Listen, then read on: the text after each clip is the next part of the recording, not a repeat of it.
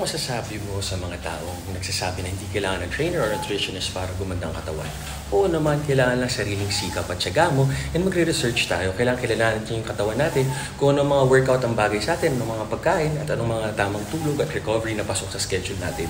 Tama naman yun. Medyo mahirap lang kasi minsan sinasabi na ng katawan natin na kulang, di natin pinapakinggan, o sobra, pag sumasakit, may soreness na sobra sa 2 days, 3 days, di ka makagalaw, kailangan pakinggan natin katawan natin. Ang mga nutritionist naman, may malaking tulong sila, pati physical trainer. Tinuturuan kayo mga coach.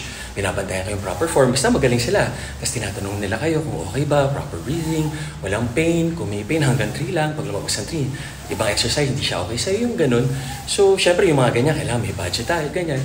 Pero kaya namang gawin lahat yan. Ang pinaka-importante, nasa tao. Disiplina mo na gagawin mong workout, yung pagkain ng nutritious, ng healthy, na hindi sobra, naka-deficit, ganyan.